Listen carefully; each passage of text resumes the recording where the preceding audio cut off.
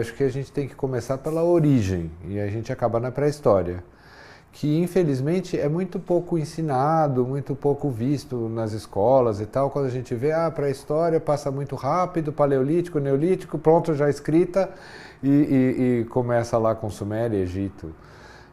Então a gente tem que imaginar que toda essa história começou numa época em que a gente não era propriamente humano, mas ainda tinha muito de animal, ou 100% de animal, e que as mulheres, que na verdade então nem bem mulheres eram, na época as mulheres tinham então um ciclo diferente do atual, que a gente pensa no ciclo menstrual de 28 dias, mas elas tinham um ciclo de 1 ano.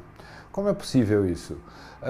As pessoas não param para pensar, mas a ideia da menstruação não é natural.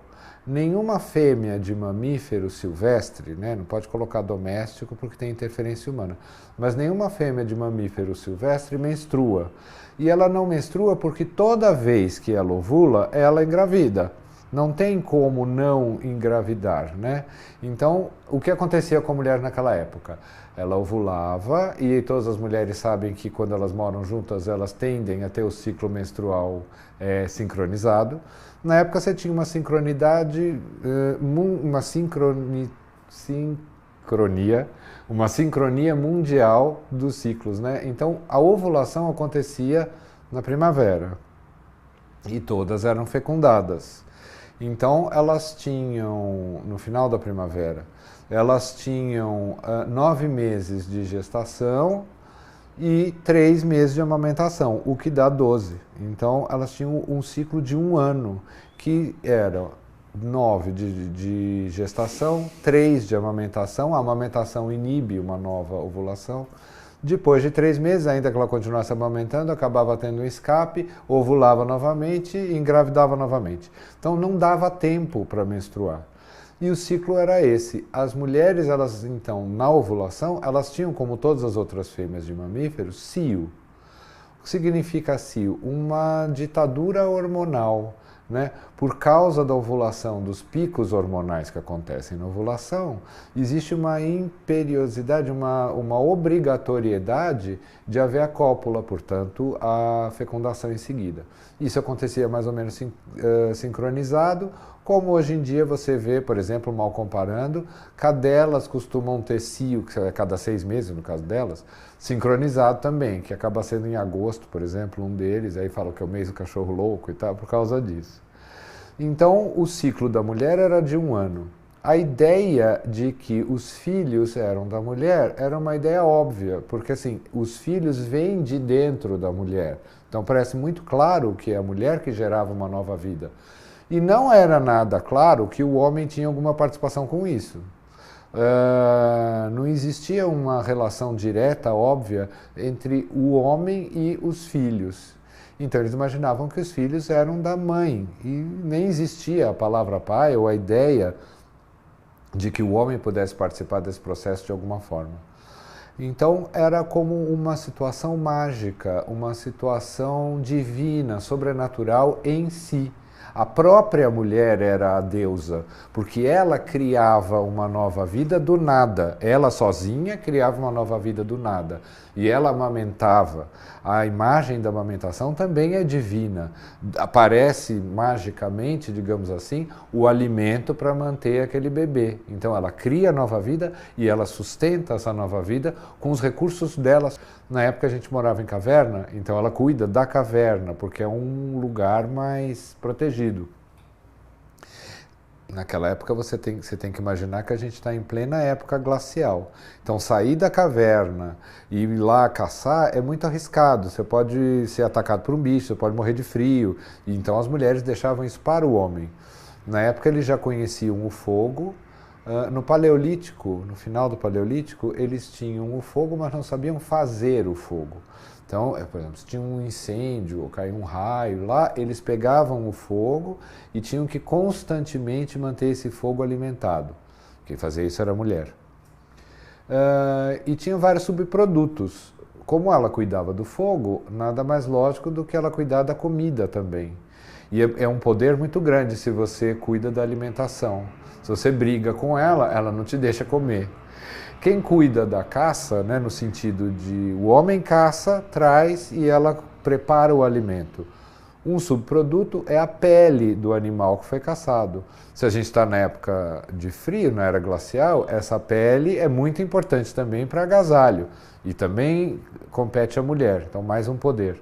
Então ela tem o poder da alimentação, do fogo, que é o calor, a luz, e mantém os animais distantes, das peles, da vestimenta e, o mais importante, da próxima geração, que é cuidar dos filhos, né? A gente até fala, a mão que balança o berço governa o mundo. E isso é bem matriarcal. Então elas tinham um controle completo e isso aumentou com a agricultura. Elas começavam a perceber que na época a gente vivia de caça e de coleta. Então, coletava lá algumas raízes, algumas frutas, e elas começaram a perceber que ali onde todo mundo jogava fora ali os caroços, nasciam algumas plantas. Aí ela começa a associar a ideia da semente com a ideia da planta. Claro que demora milhares de anos nesse processo, até que ela descobre que se você coloca a semente na terra, a terra devolve uma planta, e você pode ter essa ligação com a terra. Aí aparece a deusa da terra, então a gente tem de terra, elemento terra propriamente dito, terra, planeta terra e terra, natureza. Então a gente chama de grande mãe, que é essa representação da natureza. E por que feminina? Ora, porque se a mulher gera uma nova vida e essa deusa da terra também gera várias novas vidas, deve ser mulher também, a associação é lógica. Então você tem a grande mãe. Aí, nessa altura, você já tinha, então a gente já está no Neolítico, já com a agricultura mais estabelecida, já não se morava mais na caverna, mas você já tem uma aldeia redonda, circular. Aí a ideia do círculo aparece desde do aparecimento do fogo. Por quê? Porque se você tem uma fogueira no centro, é natural que você se coloque em círculo em torno do fogo, para todo mundo receber a mesma luz e o mesmo calor. Como eles estavam acostumados a fazer isso na caverna, na hora que você vai construir a sua aldeia, você faz uma fogueira no centro da aldeia, como os índios brasileiros ainda fazem, e constroem lá as choupanas, as ocas, enfim, em torno, num círculo. Então, a forma dessa grande mãe é circular, geometricamente e no tempo também, porque o ano é cíclico. O ano da mulher, o ciclo de gestação e amamentação, e o ano da terra. Aí elas começam a perceber as 4 estações do ano. Então você tem a primavera, que é a época do nascimento dos filhotes, e no fim da primavera, começo do verão, o novo cio, que no Neolítico já deixa de ser cio, mas passa a ser um ritual de fecundidade. Aí você tem o período do verão, que é quando brotam os campos plantados, então são os campos verdes, e no final do verão, no começo do outono, os campos dourados, que é quando você já tem o amadurecimento, por exemplo, do trigo. Então, nessa época, quais eram os vegetais que a gente cultivava? Era trigo, aveia, cevada, pouco mais do que isso. Essa era a base da agricultura. E algumas frutas também. Então, o outono era uma época muito importante, porque era que tinha o maior trabalho durante o ano. Você tinha que colher, ceifar o trigo, separar o trigo bom do ruim e separar principalmente as sementes que seriam replantadas. A gente diria replantado. Do ponto de vista matriarcal, elas seriam sacrificadas, porque você vai deixar de se alimentar daquela semente e vai, a bem da verdade, jogar elas fora, né? Você vai jogar por terra, vai enterrar a semente, como se você entregasse para a deusa. Todas as ofertas da deusa, mesmo posteriormente, sempre se fazem para baixo. Você faz uma oferta para a terra, num buraco cavado na terra. Quando você faz uma oferenda para um deus masculino, é num altar, é para cima. Então você faz para o céu, em direção ao céu quando é masculino e em direção à terra quando é feminino. Em grego, esse lugar para baixo, né, chama altar quando é para cima, e esse altar para baixo, ao contrário, chama-se cratera. Então você oferece para a terra numa cratera, num buraco. E a ideia de plantar é exatamente isso, você coloca a semente lá para baixo e ela é tragada pela terra. Então você faz o sacrifício da semente. Qual semente? obrigatoriamente a melhor semente. Se você plantar uma semente que está meio torta, meio pequenininha e tal, no outro ano você vai ter uma péssima colheita. Então, obrigatoriamente você tem que plantar o melhor grão. Então vem a ideia de que a deusa exige o sacrifício do melhor grão. Isso tudo em relação à agricultura. Só que a deusa se doa também para o clã, para a tribo, o clã que a gente chama. Por que ela se doa? Porque ela se deixa ceifar. Então, na época da colheita, você pega o trigo e ceifa com a foice, né? Então, a deusa se dá em sacrifício. Então, a ideia de que, em retribuição, você deve fazer, o clã deve fazer um sacrifício de volta para a deusa. Quem que a gente vai sacrificar? O melhor grão.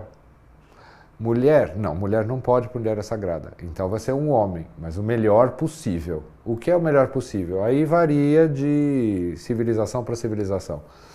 Os maias e os astecas, eles chegavam a fazer competições esportivas para escolher o melhor cara que ia ser sacrificado. Então ganhava a competição, ia para o sacrifício.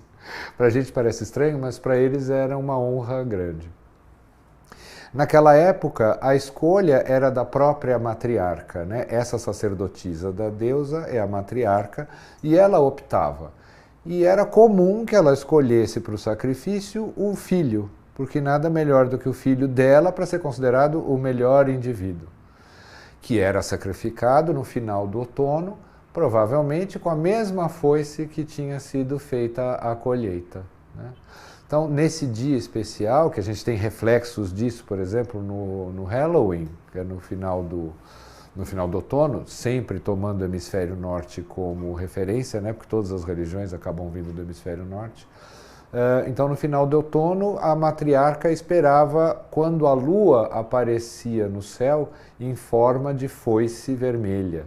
Isso se chama a foice da lua negra, que é o último dia antes da noite de lua negra, e que ela aparece logo após o pôr do sol, e como está muito perto do pôr do sol, ela é tingida de vermelho. Então forma uma foice sangrenta no céu.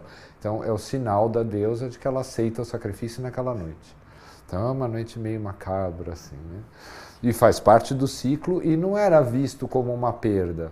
A ideia é que, exatamente como o trigo, aquele que é sacrificado no final do outono vai renascer na primavera, junto com as sementes, né? As sementes plantadas renascem na primavera.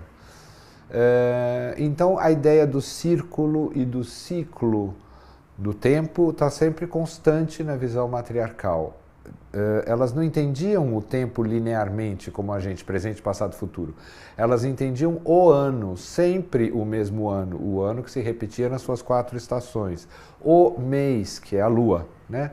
Um mês é um ciclo completo da lua, das quatro fases.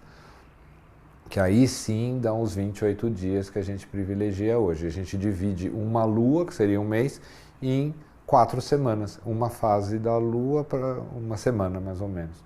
Todos esses tempos são cíclicos. E essa que é a visão matriarcal.